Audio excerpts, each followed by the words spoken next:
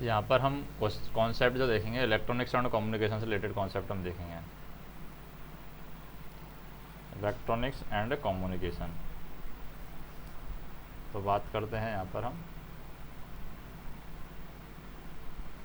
Electronics and communication. तो electronics and communication में हम देखते हैं सबसे पहले power spectral density of signal क्या होती है। सबसे पहले देखते हैं power spectral density of signal. तो power spectral density of signal हम देखें क्या होती है। Power spectral density of signal है वो रियल होती है। दूसरा हम कह सकते हैं इवन होती है, और तीसरा हम कह सकते हैं नॉन नेगेटिव होती है। नॉन नेगेटिव यानी since the power of signal can never be negative, so the power spectral density can also be never negative, यानी कि कोई भी सिग्नल है उसकी पावर कभी भी नेगेटिव में नहीं होती है, तो हम कहेंगे कि उसकी जो पावर स्पेक्ट्रल डेंसिटी है वो भी कभी भी नेगेटिव नहीं होगी। Since the power of signal is real quantity and power spectral density will also be real quantity, क्योंकि पावर भी रियल होती है तो पावर स्पेक्ट्रल जो डेंसिटी है वो भी रियल होगी। For the real signal power spectral density is always even, और रियल सिग्नल के लिए पावर स्पेक्ट्रल डेंसिटी है वो हमेशा इवन होती है। For real signal auto correlation function, जो ऑटो कोरिलेशन फंक्शन होता है, auto correlation function is always an even quantity, तो हम कह सकते हैं पावर स्पेक्ट्रल डेंसिटी का फोरियर ट्रांसफॉर्म अगर हम करते हैं तो रियल और इवन सिग्नल के रियल और इवन सिग्नल ही हमारे पास में आते हैं फोरियर सीरीज की अगर हम बात करेंगे। नेक्स्ट हम बात करें ACF की बात करते हैं।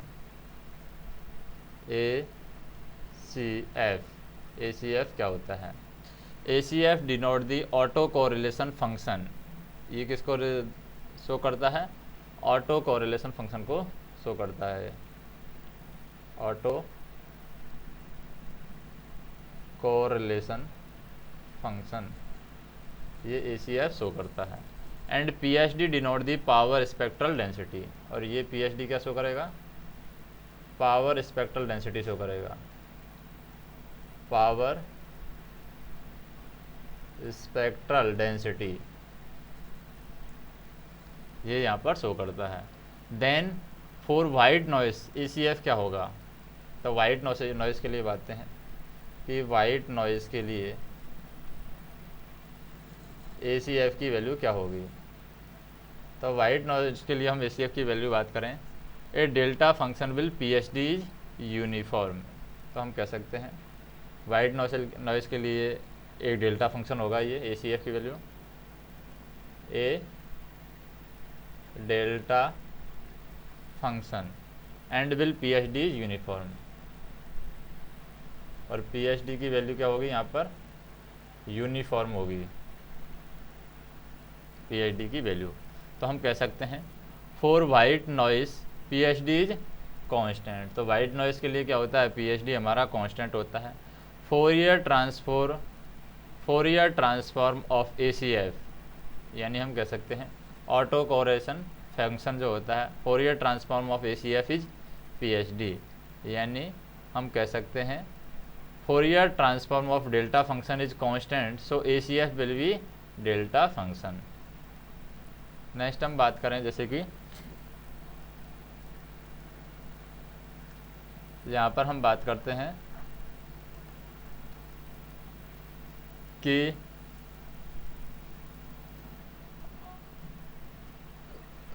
डिटेक्टर जो होता है, डिटेक्टर की सेलेक्टिविटी है इंक्रीज की जाती है स्ट्रॉन्ग सिग्नल की केस में, तो हम कह सकते हैं यहाँ पर एंगल मॉड्यूलेशन के लिए बात कर रहे हैं।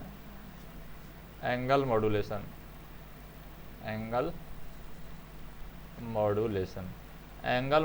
के लिए जो डिटेक्टर है, डिटेक्टर की सेलेक्टिविटी है वो इंक्रीज की जाती है in the presence of strong signal, तो हम कह सकते हैं detector sensitivity is increased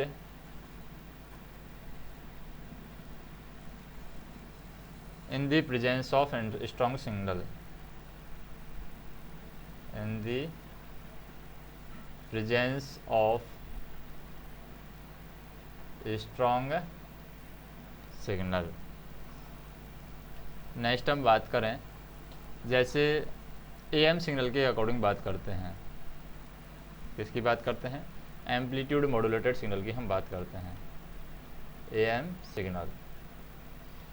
signal के अंदर when the modulation index is 1 then maximum power, यानी कि कैरियर पावर क्या होगी हम कह सकते हैं, अगर मॉड्यूलेशन इंडेक्स हमें बन दिया है, मॉड्यूलेशन इंडेक्स क्या दे रखा है 1, तो हम भी बतानी है कैरियर पावर क्या होगी, कैरियर पावर। तो कैरियर पावर का यहाँ पर फार्मूला होता है, अगर कैरियर पावर निकालें हम तो यहाँ पर जैसे कि PT जो सिग्नल होता है equal to PC carrier power 1 plus के मॉड्यूलेशन इंडेक्स का होल स्क्वायर डिवाइड बाई 2 ये होता है। अब हमारे पास में मॉड्यूलेशन इंडेक्स है वो है 1, तो इससे हम टोटल पावर जो निकाल सकते हैं यहाँ पर कैरियर पावर या टोटल पावर है वो हो जाएगी PC 1 प्लस 1 डिवाइड बाई 2, तो ये हो जाएगा 3 डिवाइड बाई 2, 3 डिवाइड बाई 2 हो जाएगा 1.5 PC। तो कैरियर पावर का ये जो पावर होगी हमारी मैक्सिमम पावर है, कैरियर पावर हमारा PC हमें कैलकुलेट करना था मैक्सिमम पावर, मैक्सिमम पावर। तो मैक्सिमम पावर और कैरियर पावर के बीच में रिलेशन होता है कि ये हम फार्मूले से हम देख सकते हैं यहाँ पर कि ये होती है हमारी maximum power equal to carrier power 1 plus MA square divide by 2, और M की वैल्यू यहाँ पर क्या दे रखी है 1 दे रखी है, यहाँ पर M की वैल्यू यानी कि मॉड्यूलेशन इंडेक्स 1 दे रखा है।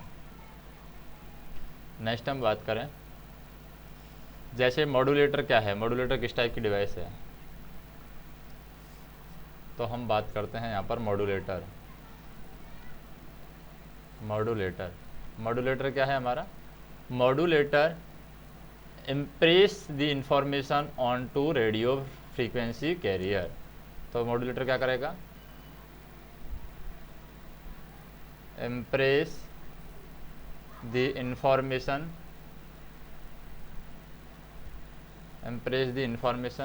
On to radio frequency carrier, on to radio frequency carrier. यानी हम कह सकते हैं मॉड्यूलेटर क्या करता है, modulator impress the information present in low pass signal. तो मॉड्यूलेटर क्या कराएगा, मॉड्यूलेटर इंफॉर्मेशन को क्या करेगा, इम्प्रेस करेगा। Modulator impress the information present in low pass signal on to the radio frequency carrier. Next हम बात करें detection gain of coherent DSP modulator क्या होता है। बात करते हैं यहाँ पर किसकी, detection gain of coherent DSP modulator. Detection gain of coherent DSP modulator. तो कोरिएंट DSP मॉड्यूलेटर का डिटेक्शन गेन क्या होता है, इसके बारे में हम बात करते हैं। तो इसका जो डिटेक्शन गेन होता है, यानी डबल साइड बैंड जो मॉड्यूलेटर होता है, detection gain of coherent double side band modulator, तो इसका डिटेक्शन गेन होता है G इक्वल टू 2। नेक्स्ट हम बात करते हैं कि हमें SSV ट्रांसमिशन के द्वारा पावर कंज्यूम निकालनी है जब हमें कैरियर पावर दे रखी हो और मॉड्यूलेशन इंडेक्स दे रखा हो। यानी हमें निकालना है यहाँ पर SSV transmission content power content in SSV transmission, power content in SSV transmission, SSV transmission में जो पावर कंटेंट है वो हमें निकालनी है। जब हमें एक बार कैरियर पावर दे रखी है, यानी PC की वैल्यू दे रखी है 1 किलोवाट, और मॉड्यूलेशन इंडेक्स यानी MA की वैल्यू दे रखी है, मॉड्यूलेशन इंडेक्स दे रखा है 0.3। तो ये जब हम निकालेंगे तो यहाँ पर हम कह सकते हैं कि PSV जो ट्रांसमिशन पावर है, यानी कि कैरियर पावर दे रखी है, मॉड्यूलेशन दे रखी है, PSV हम निकाल सकते हैं। क्या होगी? PSV की वैल्यू होगी PC इंटू मॉड्यूलेशन इंडेक्स का स्क्वायर डिवाइड बाई 4।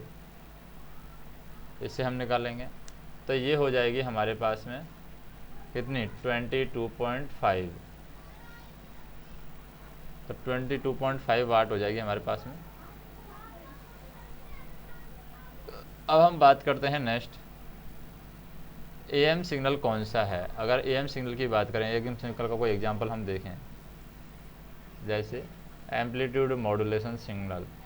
तो एम्पलीट्यूड मॉड्यूलेशन सिग्नल का एग्जांपल है हमारे पास में क्वाड्रेचर जो PS की होती है, वो एम्पलीट्यूड मॉड्यूलेशन सिग्नल का एग्जांपल होता है। क्वाड्रेचर PS के वैल्यू।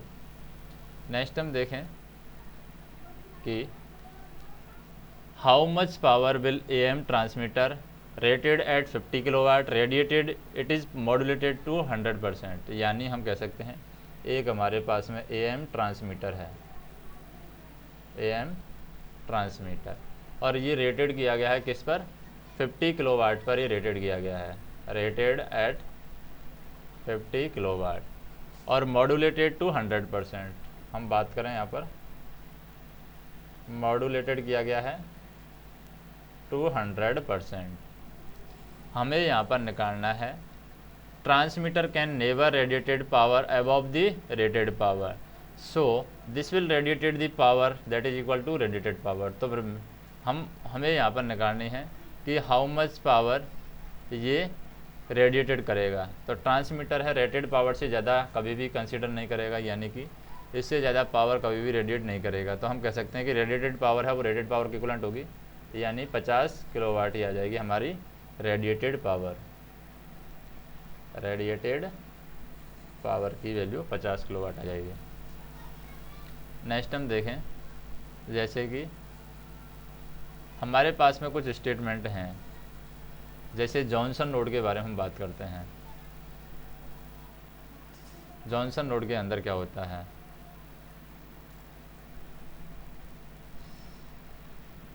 तो जैसे हम बात करें जॉनसन नॉइस,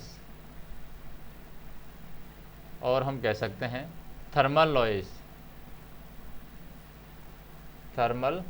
नॉइस। तो जॉनसन नॉइस और थर्मल नॉइस है जो कि जनरेटेड की जाती है in a resistor, generated in resistor. Johnson noise और thermal noise generated in resistor that is 4 kilo terabyte. यहाँ पर हम कह सकते हैं K है बोल्ट्जमान कांस्टेंट के इक्विवेलेंट होता है, यानी हम कहें कि the thermal noise power generated by resistor is proportional to. तो जो हमारी होती है थर्मल नॉइस पावर जो कि रजिस्टर के द्वारा प्रोड्यूस की जाती है, वो किसके प्रोपोर्शनल होती है, thermal noise power generated by resistor, thermal noise power generated by resistor is proportional to.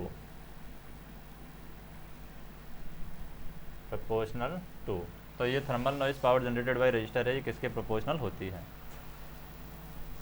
तो यहाँ पर हम बात करें, पहला तो सिंस जॉनसन नॉइस और thermal noise generated in register is 4 kTV। दूसरा हम कह सकते हैं यहाँ पर कि it is proportional to K Boltzmann constant. तो ये किसके प्रोपोर्शनल होती है, K बोल्ट्जमान कांस्टेंट के ये प्रोपोर्शनल होती है, और ये T एब्सोल्यूट टेम्परेचर के भी प्रोपोर्शनल होती है, T एब्सोल्यूट टेम्परेचर के भी ये प्रोपोर्शनल होती है, और it is proportional to V bandwidth over which is measured. तो ये बैंडविड्थ के भी प्रोपोर्शनल होती है। तो हम बात करते हैं ये बैंडविड्थ के भी प्रोपोर्शनल होती है, बैंडविड्थ। नेक्स्ट हम बात करें, जैसे AM ब्रॉडकास्ट बैंड हमें दे रखी है, उसके लिए बैंडविड्थ क्या होती है, AM broadcast band, broadcast band. तो AM ब्रॉडकास्ट बैंड के लिए अगर बैंडविड्थ की हम बात करें यहाँ पर, तो बैंडविड्थ जो होगी AM ब्रॉडकास्ट सिग्नल के लिए वो होगी 10 किलो हर्ट्ज। चैनल बैंडविड्थ है AM ब्रॉडकास्ट के लिए असाइन की जाती है 10 किलो हर्ट्ज। नेक्स्ट हम बात करें यहाँ पर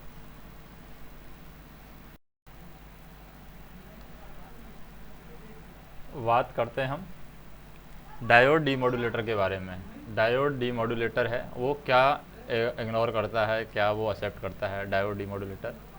तो डायोड डीमॉड्यूलेटर है फ्रीक्वेंसी मॉड्यूलेशन को इग्नोर कर देता है and it detect the envelope not the variation of frequency. तो हम बात करते हैं यहाँ पर डायोड डीमॉड्यूलेटर के बारे में। डायोड डीमॉड्यूलेटर, तो डायोड डीमॉड्यूलेटर है ये क्या करता है, ये फ्रीक्वेंसी मॉड्यूलेशन को इग्नोर कर देता है। अगर हम बात करें फ्रीक्वेंसी मॉड्यूलेशन को ये इग्नोर कर देता है और ये किसको डिटेक्ट करेगा, एनिवलप को डिटेक्ट करेगा। फ्रीक्वेंसी वेरिएशन को डिटेक्ट नहीं करता है, ये एनिवलप को डिटेक्ट करता है सिर्फ। तो हम कह सकते हैं इट डिटेक्ट ओनली एनिवलप।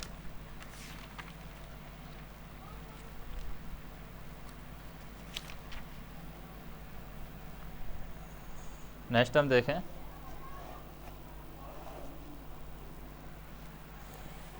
जैसे हम सिग्नल इनपुट और आउटपुट लीनियर नेटवर्क के सिग्नल हम देखते हैं और उनकी नॉइस भी देखेंगे। जैसे मान लीजिए हमारे पास में इनपुट सिग्नल है SI, आउटपुट सिग्नल है S आउटपुट। इनपुट सिग्नल की नॉइस है NI, आउटपुट नॉइस है यानी आउटपुट सिग्नल की नॉइस है N आउटपुट। तो इसको हमें करेक्ट एक्सप्रेशन किस तरीके से शो किया जाएगा, तो नॉइस फिगर का जो करेक्ट एक्सप्रेशन होता है उसको हम कैसे डिनोट करते हैं। नॉइस फिगर का करेक्ट इस तरीके से हम मल्टीप्लाई कर देंगे नॉइस फिगर। तो नॉइस फिगर अगर हमें निकालना हो तो नॉइस फिगर कैसे निकालते हैं, input signal to noise ratio, input signal to noise ratio divide by output signal to noise ratio, output signal to noise ratio. तो यहाँ पर input signal to noise ratio क्या है, input signal to noise ratio है S input और output noise. इसी तरीके से S आउटपुट और इनपुट नॉइस, इसके अकॉर्डिंग हम निकालेंगे। नेक्स्ट हम देखें कम्युनिकेशन सिस्टम की बात करते हैं। कम्युनिकेशन सिस्टम जैसे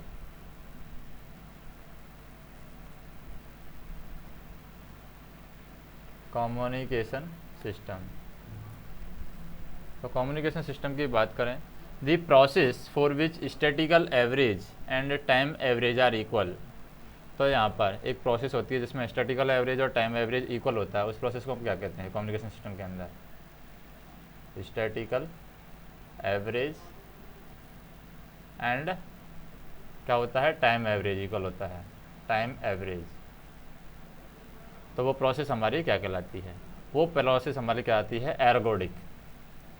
तो इस प्रोसेस का नाम है हमारा यहाँ पर क्या है, एर्गोडिक प्रोसेस का नाम है एर्गोडिक। नेक्स्ट हम बात करते हैं noise has greatest effect in communication system when it interface with the signal. तो यहाँ पर हम बात करते हैं नॉइस का सबसे ज़्यादा इफेक्ट कब होता है कम्युनिकेशन सिस्टम में। तो हम बात कर रहे हैं कम्युनिकेशन सिस्टम की और बात कर रहे हैं नॉइस की, कि नॉइस का इफेक्ट कौन से इंटरफेस में सबसे ज़्यादा होता है। तो हम कह सकते हैं noise mainly added in the transmitter signal in channel. तो हम कह सकते हैं चैनल के अंदर यहाँ पर नॉइस का इफेक्ट है ज़्यादा होता है इन दी चैनल। तो चैनल है यहाँ पर दो कैरेक्टरिस्टिक्स होती है चैनल की। अगर हम चैनल की कैरेक्टरिस्टिक्स की बात करें, पहला काम करता क्या करता है एट्यूनेटिंग टू दी सिग्नल और दूसरा है एडिंग नॉइस टू सिग्नल। तो पहला तो ये काम करेगा एट्यून्यूटिंग टू द सिग्नल, और दूसरा ये काम करेगा adding noise to signal, adding noise to signal, यानी कि सिग्नल में नॉइज ऐड करेगा, दूसरा सिग्नल को एटीन्यूट करेगा। यानी नेक्स्ट हम देखें, जैसे phenomenon known as Early effect in bipolar transistor refer to reduction in the effective base width. तो यहाँ पर हम कह सकते हैं कि ईयरली इफेक्ट के बारे में बात कर रहे हैं ट्रांजिस्टर, बाईपोलर ट्रांजिस्टर के बारे में। Early effect, Early effect in bipolar transistor, bipolar transistor. तो Early effect in bipolar transistor है वो किसके द्वारा रेफर किया जाता है? Reduction of the effective base width. तो ईयरली इफेक्ट हमारा कहलाता है यहाँ पर, ये किसके लिए प्रीफर किया जाएगा? Reduction of the effective base width, reduction of the effective base width, effective base width. और यहाँ पर हम कह सकते हैं किसके द्वारा? ईयरली इफेक्ट है, ये बाईपोलर ट्रांजिस्टर है जो कि रेफर किया जाता है, refer to reduction of the effective base width. और ये यहाँ पर हम कहेंगे कि reversing वाइसिंग of the base collector junction,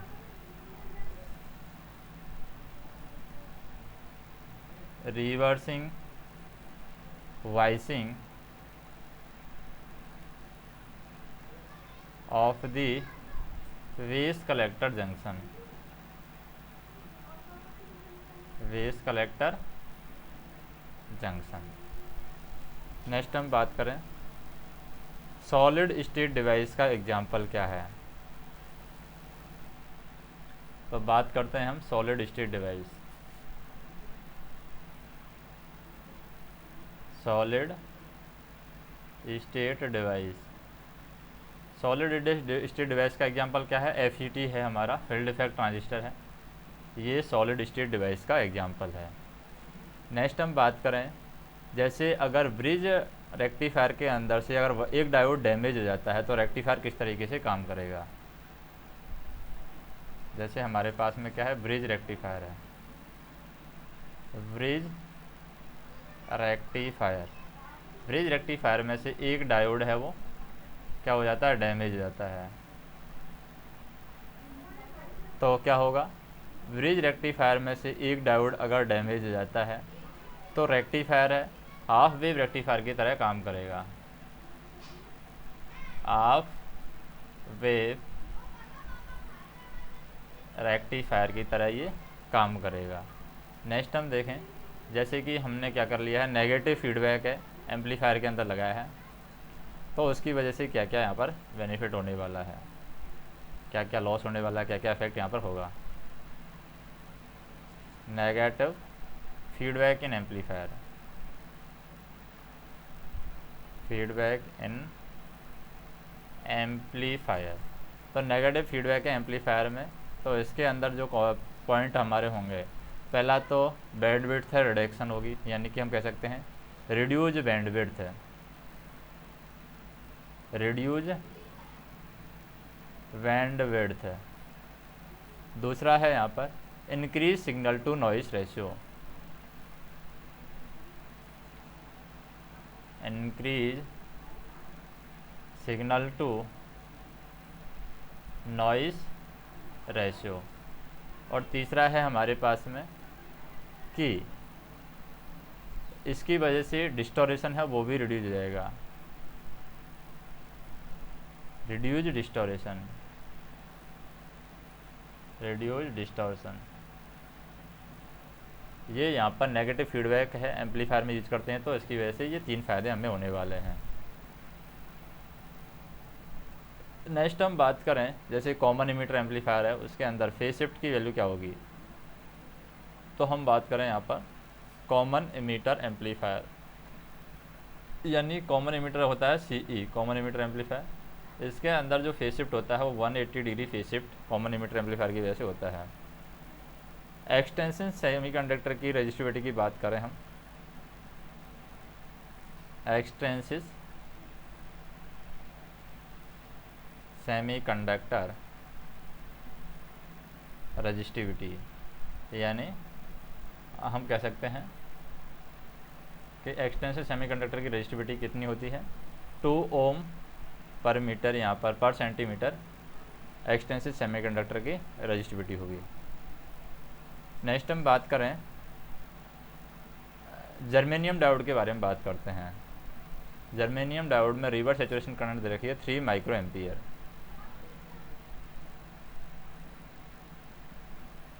germanium diode, germanium diode में रिवर्स सैचुरेशन करंट दे रखी है 3 micro ampere. Reverse saturation current दे रखी है 3 micro ampere and calculate the voltage at which 1% of rated current will flow through the diode. तो हमें यहाँ पर वो वोल्टेज कैलकुलेट करना है जिसमें उस वोल्टेज पर 1% ऑफ रेटेड करंट है वो डायोड से फ्लो हो, 1% of rated current flow through diode, flow through diode यानी डायोड से फ्लो हो at room temperature if diode rated is 1 ampere. और रूम टेम्परेचर पर ही हमें निकालनी है वोल्टेज, हमें निकालना है वो वोल्टेज निकालना है जिस पर 1% ऑफ रेटेड करंट है flow through diode at room temperature, room temperature. और यहाँ पर ये डायोड रेटेड है 1 ampere per, diode rated eight 1 ampere.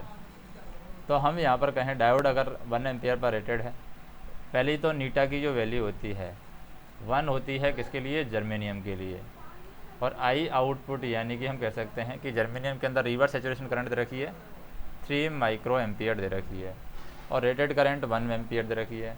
1% of rated current हम देखें, रेटेड करंट का यहाँ पर 1% दे रखा है, इसलिए मतलब रेटेड करंट देखिए 1 एम्पियर, तो 1% इसका निकाले रेटेड करंट का तो यह आ जाएगा 0.01 एम्पियर। और टर्मिनल वोल्टेज है हमारा 26 मिली वोल्ट है, रूम टेम्परेचर पर दे रखा है, यानी रूम टेम्परेचर पर टर्मिनल वोल्टेज जर्मेनियम का होता है 26 मिली वोल्ट रूम टेम्परेचर पर। तो यहाँ पर करंट इक्वेशन यूज करते हैं डायोड के लिए। डायोड के लिए करंट इक्वेशन क्या होती है, I equal to I output e की power v upon NVT minus K1। तो इसके अकॉर्डिंग वैल्यू आ जाएगी, I की वैल्यू क्या है 0.01, तो 0.01 equal to I output 3 into 10 की power -6 e divide by V upon NVT -1। अब VT भी हमारे पास में है 26 मिली वोल्ट है और NV हमारे पास में है 1, तो इसके अकॉर्डिंग वैल्यू आ जाएगी। अगर हम इसको सॉल्व करेंगे तो 3333.33 इक्वल टू ई की power v upon 1 into 26 into 10 की पावर -3 और -1। तो इससे हमारी वैल्यू आ जाएगी v अपॉन 26 इंटू 10 की power -3 that is equal to 8.112। तो इससे वोल्टेज की वैल्यू आ जाएगी हमारी 0.2109 वोल्ट, ये हमारा आंसर आ जाएगा। नेक्स्ट हम बात करें आइडियल करंट एम्पलीफायर के बारे में बात करते हैं। इनपुट रेजिस्टेंस और आउटपुट रेजिस्टेंस क्या होता है ideal current amplifier. Ideal current amplifier की बात कर रहे हैं हम यहाँ पर। आइडियल करंट एम्पलीफायर, तो आइडियल करंट एम्पलीफायर में जो इनपुट रेजिस्टेंस की वैल्यू होती है वो तो होती है 0 और आउटपुट रेजिस्टेंस की वैल्यू होती है वो होती है इनफाइनाइट। फिर हम बात करते हैं यहाँ पर मेन लाइन सर्विस जो होती है अर्बान और सब अर्बान के कंपैरिजन में, उसमें क्या चेंजेज होते हैं। यहाँ पर मेन लाइन सर्विस की बात करते हैं। यहाँ पर एक तरफ है हमारी अर्बान और सब अर्बान सर्विस, एक तरफ है मेन लाइन सर्विस। तो हम बात करें उर्बान एंड सब उर्बान सर्विस। सब उर्बान सर्विस एक तरफ होती है हमारे पास में main line service, main line service. तो यहाँ पर पहली तो डिस्टेंस है स्टॉप्स के बीच में जो वो ज़्यादा होती है, तो मेन लाइन सर्विस के अंदर स्टॉप के बीच में डिस्टेंस ज़्यादा होती है, stop distance more compare to the urban and suburban service. Maximum speed reached is high, तो मैक्सिमम स्पीड है यहाँ पर, मैक्सिमम स्पीड है वो जल्दी से यहाँ पर पहुँच जाती है मेन लाइन सर्विस के अंदर, और एसिलरेशन और रिटार्डेशन है यहाँ पर लो होते हैं मेन लाइन सर्विस के अंदर। एसिलरेशन एंड रिटार्डेशन रेट है यहाँ पर लो होती है, retardation rate.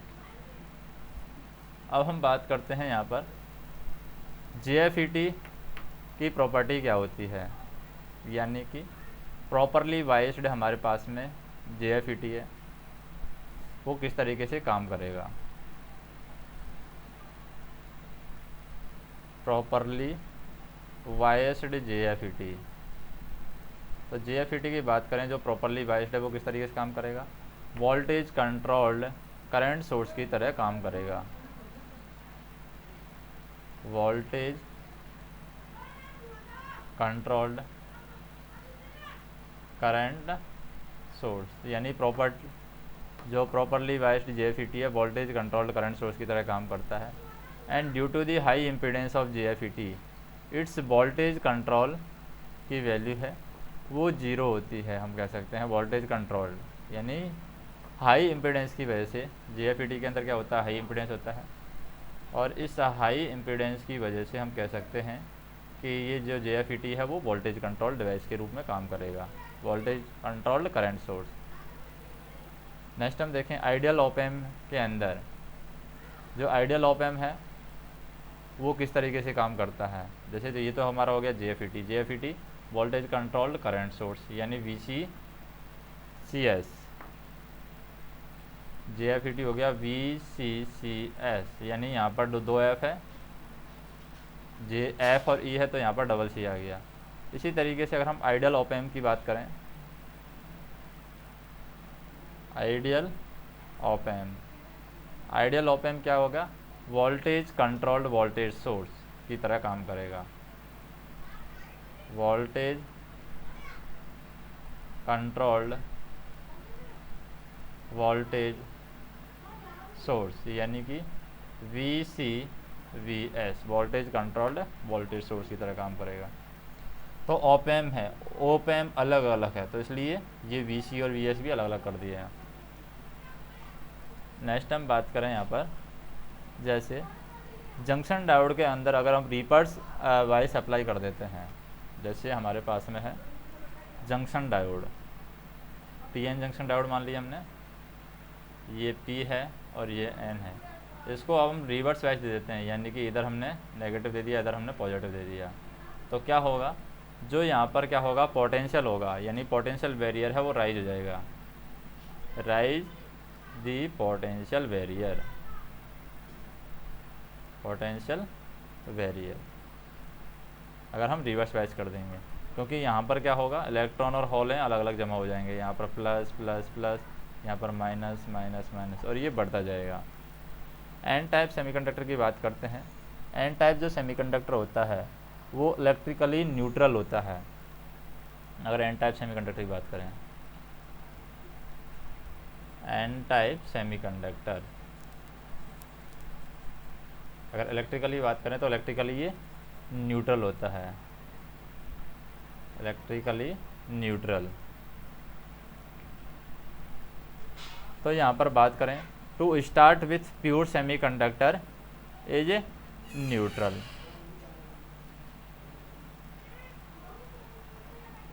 and to start with pure semiconductor is neutral and the pentavalent impurities are added is also neutral, यानी जो हम एन टाइप के अंदर पेंटावेलेंट इम्प्योरिटीज मिक्स करते हैं, जो यहाँ पर ऐड की जाती है वो भी यहाँ पर न्यूट्रल होती है। इसलिए हम कह सकते हैं कि एन टाइप जो सेमीकंडक्टर है वो इलेक्ट्रिकली न्यूट्रल होगा। नेक्स्ट हम बात करें डिप्लीशन रीजन है पीएन जंक्शन का, उसमें शॉर्टेज किसकी वजह से आता है, यानी there is a shortage of, यानी किसकी शॉर्टेज होती है पीएन जंक्शन का जो डिप्लीशन रीजन होता है। जैसे हमारे पास में ये पीएन जंक्शन है, तो पीएन जंक्शन में यहाँ पर ये जंक्शन बन रहा है, इसमें किसकी शॉर्टेज होती है, तो यहाँ पर अगर शॉर्टेज की बात करें तो शॉर्टेज होती है हॉल्स और इलेक्ट्रॉन की, यहाँ पर शॉर्टेज होती है हॉल्स एंड इलेक्ट्रॉन, यानी due to the diffusion across the PN junction during the formation the charge carrier free electron and hole are absent in the depletion region, यानी यहाँ पर जो चार्ज कैरियर है हमारे पास में फ्री इलेक्ट्रॉन और hall हैं वो यहाँ पर एब्सेंट होते हैं इस कंडीशन में। नेक्स्ट हम बात करते हैं कि जो maximum number of quantized amplitude level है, क्वांटाइज्ड एम्पलीट्यूड लेवल, तो यहाँ पर हम बात करते हैं क्वांटाइज्ड एम्पलीट्यूड लेवल। तो क्वांटाइज्ड एम्पलीट्यूड लेवल है 3 डिजिट टर्नरी पीसीएम सिस्टम दे रखा है, 3 digit ternary PCM system, ternary PCM system. तो 3 डिजिट का टर्नरी पीसीएम सिस्टम दे रखा है, तो हम क्या करते हैं क्वांटाइजेशन जो लेवल है वो 2 की पावर 3 के अकॉर्डिंग होगा, तो क्वांटाइजेशन लेवल होगा n, यानी कि number of quantization level N bit system, N bit system के लिए यहाँ पर 2 की पावर n होता है, तो 3 डिजिट सिस्टम के लिए 2 की पावर 3 हो जाएगा, यानी 8 हो जाएगा। पल्स कम्युनिकेशन सिस्टम डिजिटल में कौन सा हम यूज लेते हैं, पल्स कम्युनिकेशन सिस्टम की बात करें डिजिटल के अंदर, जैसे हम 2 टेक्निक होती है हमारे पास में, एनालॉग मॉड्यूलेशन और पल्स कोड मॉड्यूलेशन। एक होती है हमारे पास में एनालॉग मॉड्यूलेशन, एक होती है हमारे पास में पल्स मॉड्यूलेशन। एनालॉग मॉड्यूलेशन होता है उसके अंदर हम बात करें पल्स एम्पलीट्यूड मॉड्यूलेशन होता है, पल्स पोजीशन मॉड्यूलेशन होता है और पल्स विड्थ मॉड्यूलेशन होता है। और हम बात करें दूसरा होता है pulse code modulation. Pulse code modulation है ये हम डिजिटल सिस्टम में यूज करते हैं, यानी कि पल्स कम्युनिकेशन में हम यूज करते हैं। तो पल्स कोड मॉड्यूलेशन किस में यूज करते हैं, पल्स कम्युनिकेशन सिस्टम, यानी डिजिटल में हम यूज करते हैं, डिजिटल सिस्टम के अंदर डिजिटल है ये पल्स कोड मॉड्यूलेशन। बाकी एनालॉग सिस्टम के अंदर pulse amplitude modulation, pulse position modulation, pulse width modulation हम यूज करते हैं। नेक्स्ट हम बात करें स्लोप ओवरलोड अगर इन डेल्टा मॉड्यूलेशन, तो डेल्टा मॉड्यूलेशन में स्लोप ओवरलोड कब होता है, तो बात करते हैं हम डेल्टा मॉड्यूलेशन के अंदर स्लोप ओवरलोड। स्लोप ओवरलोड कब होता है, स्लोप ओवरलोड की बात करें तो स्लोप ओवरलोड को हम डिफाइन करेंगे डेल्टा मॉड्यूलेशन के अंदर, rate of change of analogue waveform is too large, rate of change of analogue waveform is too large, analogue waveform is too large. Next हम बात करें slope overload occur in delta modulation. Slope overload है वो delta modulation में होगा, तो हम कह सकते हैं यहाँ पर dy/dt m of t slope overload in delta modulation that is equal to del/ts। तो इसके अकॉर्डिंग हम बात करें ये हमारा कहलाता है dy/dt mt है, ये rate of charge change of message signal है, rate of change of message signal, message signal. और एक होता है slope at output of delta modulator, slope at output of delta modulator, delta modulator. So if message is varying very fast then slope overload will occur। तो हम बात कर सकते हैं, अगर मैसेज है वो वेरी कर रहा है very fast, if message is varying very fast, varying very fast, तो हम कह सकते हैं then slope overload will occur, then slope overload will occur. Next हम देखें क्वांटाइजेशन नॉइस कहाँ पर होती है। अगर क्वांटाइजेशन नॉइस की बात करें हम, जैसे quantization noise, quantization noise, quantization noise किसके अंदर होती है, हमारी जो पल्स कोड मॉड्यूलेशन होता है पीसीएम, पल्स कोड मॉड्यूलेशन, इसमें क्वांटाइजेशन नॉइस होती है।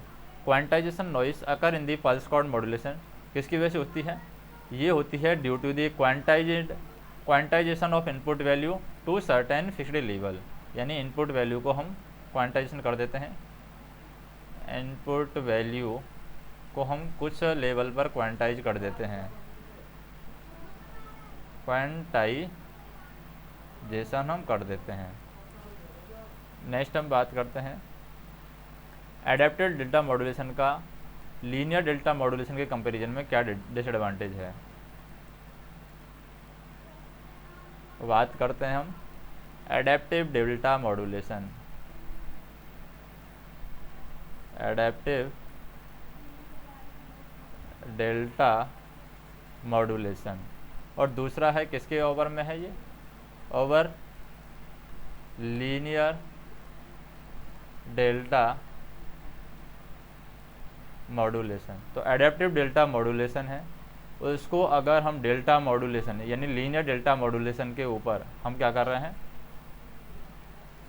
यूज कर रहे हैं, तो एडेप्टिव डेल्टा मॉड्यूलेशन का डिसएडवांटेज क्या है, डिसएडवांटेज इसका क्या है, तो यहाँ पर हम देखें इसका डिसएडवांटेज क्या है, require a large number of comparator in the encoder, require a यानी एडेप्टिव डेल्टा मॉड्यूलेशन में क्या जरूरत पड़ती है, यहाँ पर रिक्वायरमेंट होती है required a large number of comparator in the encoder, large number of comparator in the encoder, इन दी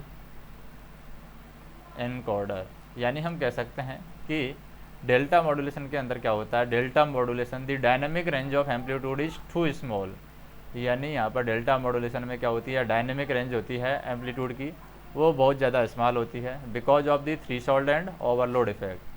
तो यहाँ पर डेल्टा मॉड्यूलेशन के अंदर डायनेमिक रेंज एम्पलीट्यूड की बहुत ज़्यादा स्मॉल होती है, किसकी वजह से, थ्रेशोल्ड और ओवरलोड इफेक्ट की वजह से। So adaptive delta modulation we detect pulse pattern and automatically adjust the step size, और एडेप्टिव डेल्टा मॉड्यूलेशन में हम पल्स पैटर्न को डिटेक्ट कर लेते हैं और ऑटोमेटिकली जो स्टेप साइज है उसको हम एडजस्ट कर देते हैं। फिर हम बात करते हैं परफॉर्मेंस की, बात करते हैं DCPM कोडर जो होता है हमारे पास में, उसकी परफॉर्मेंस की बात करते हैं। DPCM direct pulse code modulation coder होता है, इसकी परफॉर्मेंस को किसके द्वारा इम्प्रूव कर सकते हैं, परफॉर्मेंस। तो यहाँ पर हम बात करें इसकी परफॉर्मेंस को इम्प्रूव करने के लिए हम कह सकते हैं input probability density become more and more Gaussian. तो अगर हमें इसकी परफॉर्मेंस इम्प्रूव होती है direct pulse code modulation coder की, यानी DPCM कोडर की अगर परफॉर्मेंस इम्प्रूव होती है तो इसकी वजह से हम कह सकते हैं जैसे ही इनपुट प्रोबेबिलिटी डेंसिटी है मोर बन जाएगी,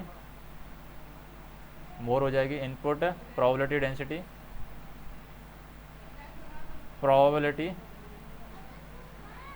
डेंसिटी, इनपुट प्रोबेबिलिटी डेंसिटी है यहाँ पर become more and more Gaussian, and more Gaussian, GAUSSION।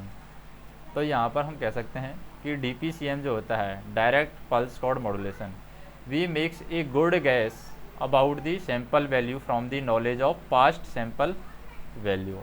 तो यहाँ पर हम कह सकते हैं कि DPCM जो होता है, हम क्या करते हैं, एक गुड गैस हम कर लेते हैं sample value from the knowledge of the past sample value. The sample value are not independent, यानी सैम्पल वैल्यू है यहाँ पर इंडिपेंडेंट नहीं होगी। The sample value are not independent and generally there is great deal of redundancy in the Nyquist sample. So proper exploitation of this redundancy lead to encoding a signal with lesser number of bits.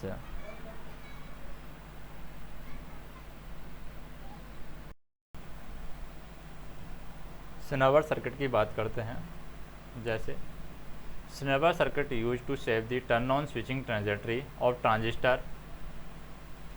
तो यहाँ पर स्नेवर circuit हम use करते हैं।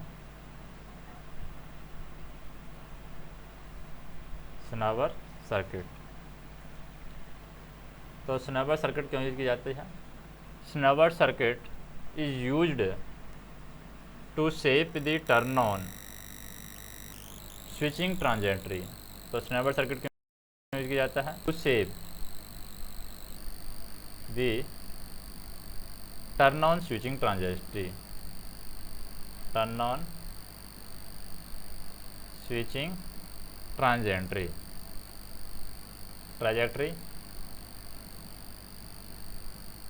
of the thyristor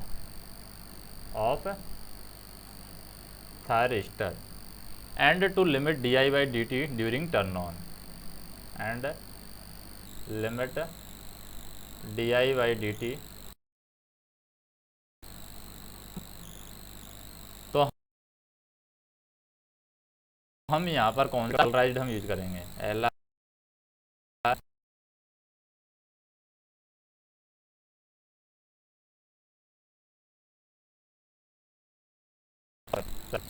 तो snubber circuit जो use किया जाता है, save the turn on the switching trajectory of the transistor and limit di by dt during the turn on. So we can use LR snubber polarized circuit. LR snubber polarized circuit is use to save the turn on off switching trajectory of the thyristor and to limit the di by dt during turn on, and the resistor R limit the forward dv by dt। तो register R है, ये क्या limit करेगा? Forward dv by dt को ये limit करेगा। And R1 limit the discharge current and capacitor when the device is turn on. और capacitor है, जब डिवाइस टर्न ऑन होती है तब यहाँ पर ये लिमिट करेगा, यानी कि LR यहाँ पर हम क्या यूज करते हैं? स्नेवर पोलराइज यूज करते हैं। नेक्स्ट हम बात करते हैं PN जंक्शन के बारे में। जैसे PN junction diode reverse bias में दे रखा है। मैग्नीट्यूड ऑफ इलेक्ट्रिक फील्ड हमें मैक्सिमम कब होगा? तो हम बात करना है यहाँ पर magnitude of electric field, magnitude of electric field जब PN जंक्शन हमारा क्या है? रिवर्स बायस में है, रिवर्स बायस। जब PN जंक्शन हमारा रिवर्स बायस में हो तो मैग्नीट्यूड है इलेक्ट्रिक फील्ड, यानी मैग्नीट्यूड ऑफ इलेक्ट्रिक फील्ड कब मैक्सिमम होगा? तो हम बात करते हैं यहाँ पर PN जंक्शन जब रिवर्स बायस में होगा या PN junction diode reverse bias में होगा तो मैग्नीट्यूड इलेक्ट्रिक फील्ड का मैक्सिमम होगा हमारा जंक्शन पर, यानी हम कह सकते हैं दी PN जंक्शन पर ये मैग्नीट्यूड है हमारा मैक्सिमम होगा, क्योंकि जंक्शन पर ही वोल्टेज है यहाँ पर बढ़ेगा। तो मैग्नीट्यूड किस तरीके से बढ़ेगा? जैसे कि मान लो हमारा ये P और N है,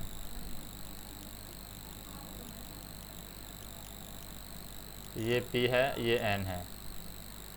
तो यहाँ पर P में क्या है? जैसे कि होल्स हैं तो नेगेटिव नेगेटिव हो जाएगा, यहाँ पर पॉजिटिव पॉजिटिव हो जाएगा। तो ये क्या है? पोल्स। तो यहाँ पर जो मैग्नीट्यूड है मैक्सिमम वोल्टेज का होगा, यानी इस तरीके से वोल्टेज यहाँ पर बनेगा, वो बनेगा maximum.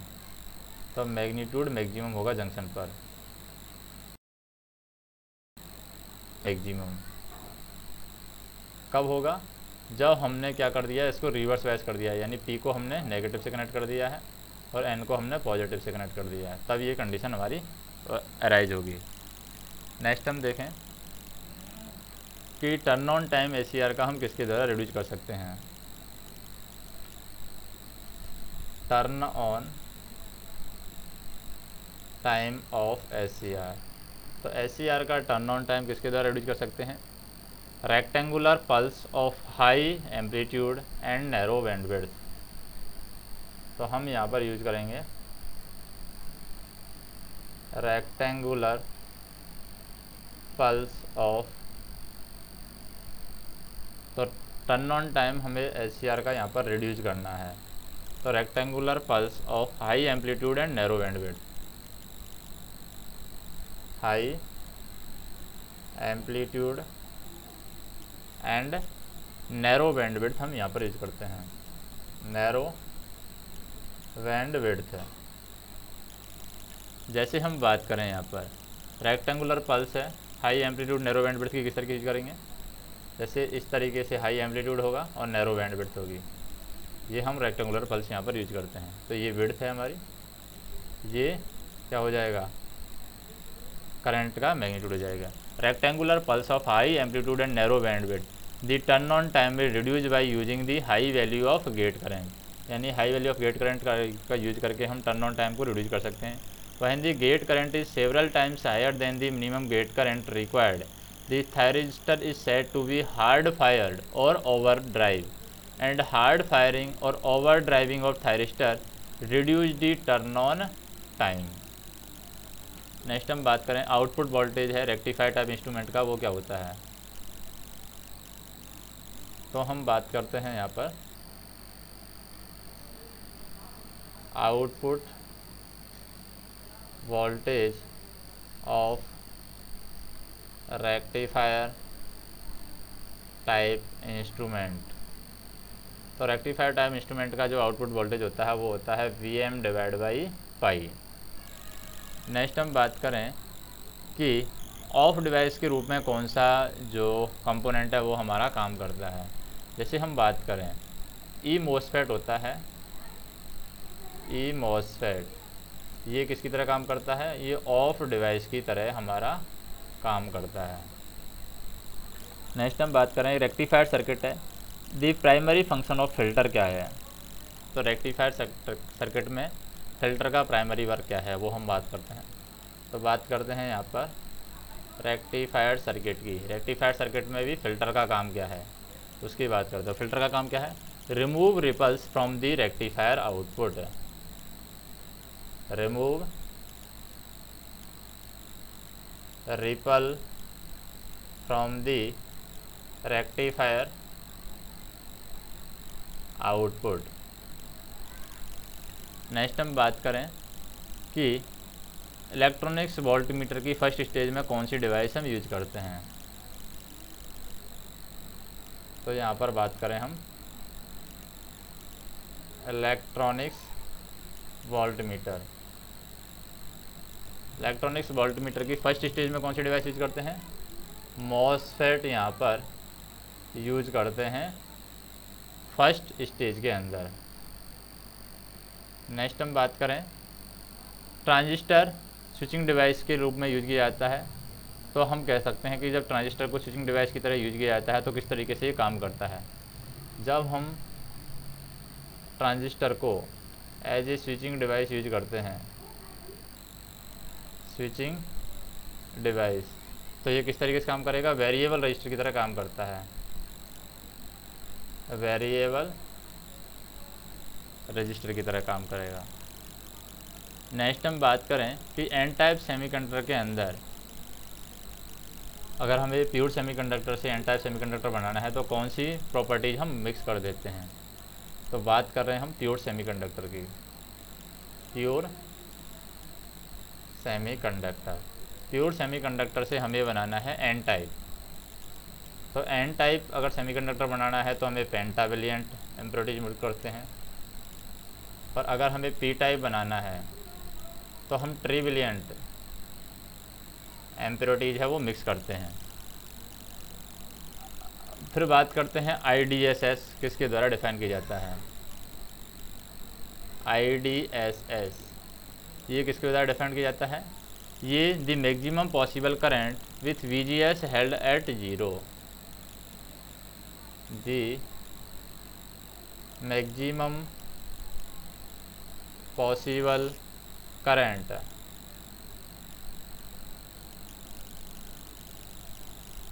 the maximum possible current with VGS held at 0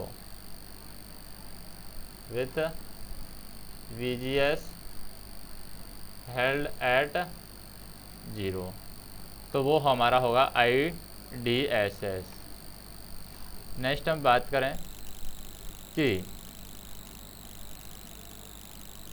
हम अगर रिवर्स सैचुरेशन करंट अप्लाई कर देते हैं, जैसे डायोड के बारे में बात करते हैं हम कि reverse saturation current is not depend on the applied reverse voltage, तो ये क्या सही है? हम कह सकते हैं यहाँ पर कि रिवर्स सैचुरेशन करंट है वो रिवर्स अप्लाइड वोल्टेज पर डिपेंड करती है। रिवर्स सैचुरेशन करंट है वो रिवर्स अप्लाइड यानी अप्लाइड रिवर्स वोल्टेज पर वो डिपेंड करती है। अप्लाइड रिवर्स वोल्टेज पर ये क्या करेगी? डिपेंड करेगी। दूसरा हम बात करें, every 10 degree Celsius temperature increase होने पर जो करंट है रिवर्स सैचुरेशन करंट है वो डबल हो जाती है। यानी रिवर्स सैचुरेशन करंट की वैल्यू क्या हो जाती है? यहाँ पर डबल हो जाती है अगर 10 डिग्री सेल्सियस टेम्परेचर इंक्रीज होता है। और जब हम कह सकते हैं कि जब टेम्परेचर राइज करता है तो माइनॉरिटी चार्ज कैरियर हैं वो वेरी करते हैं। जैसे हम बात करें अगर टेम्परेचर राइज कर रहा है तो क्या होगा? माइनॉरिटी चार्ज कैरियर वेरी करेंगे। माइनॉरिटी चार्ज कैरियर क्या करेंगे? वेरी करेंगे। नेक्स्ट हम बात करें, एनपीएन ट्रांजिस्टर है वो एम्पलीफायर की तरह यूज किया जाता है। तो यहाँ पर हम बात करें NPN transistor, NPN transistor, NPN transistor है एम्पलीफायर की तरह यूज किया जाता है। तो कब यूज करते हैं हम एनपीएन ट्रांजिस्टर को एम्पलीफायर की तरह? जब एनपीएन ट्रांजिस्टर एम्पलीफायर की तरह यूज किया जाता है तो इलेक्ट्रॉन है बेस से कलेक्टर की तरफ मूव करते हैं। तो जैसे एनपीएन ट्रांजिस्टर हमारा इस तरीके से होता है, ये बेस होगा, ये इमीटर होगा और ये कलेक्टर होगा। तो इलेक्ट्रॉन हमारे यहाँ से यहाँ पर बेस एनपीएन के अंदर क्या होगा?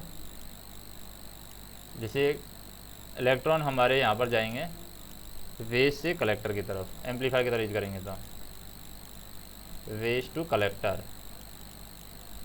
इलेक्ट्रॉन मूव करते हैं तो करंट की डायरेक्शन क्या होगी? इस तरीके से होगी, यानी करंट इस तरीके से फ्लो होगी। तो हम कह सकते हैं the emitter of the transistor amplifier is always forward wise and collector is always reverse bias. तो यहाँ पर एनपीएन ट्रांजिस्टर के अंदर जो इमीटर है वो हमेशा क्या होता है? फॉरवर्ड वाइज होता है एम्पलीफायर की तरफ, एम्पलीफायर के लिए फॉरवर्ड वाइज, और कलेक्टर जंक्शन जो होता है वो हमेशा रिवर्स वाइज होता है एम्पलीफायर के लिए। In NPN transistor the emitter is N type so the electron move from emitter to collector. तो इलेक्ट्रॉन है इमीटर से कलेक्टर की तरफ मूव करेंगे वाई वेस, यानी इलेक्ट्रॉन की जो डायरेक्शन होगी वो इलेक्ट्रॉन इस तरीके से मूव करेंगे, ये इलेक्ट्रॉन का फ्लो होगा क्योंकि एन टाइप के अंदर ये यहाँ पर जो इमीटर है वो एन है, तो एन होगा तो इलेक्ट्रॉन देगा ये। नेक्स्ट हम बात करते हैं किसके बारे में? Drain voltage of N MOSFET is negative. तो एन मॉसफेट का ड्रेन वोल्टेज है वो दे रखा है नेगेटिव, यानी कि एन मॉसफेट का ड्रेन वोल्टेज अगर नेगेटिव हमें दे रखा है तो वो कौन सी रीजन के अंदर होगा? अगर हम ये कहेंगे कि ड्रेन वोल्टेज है नेगेटिव दे रखा है तो यहाँ पर कोई भी करंट डिवाइस के अंदर फ्लो नहीं होगी, तो हम कहेंगे कि ये इनएक्टिव रीजन में है, इनएक्टिव रीजन। नेक्स्ट हम बात करें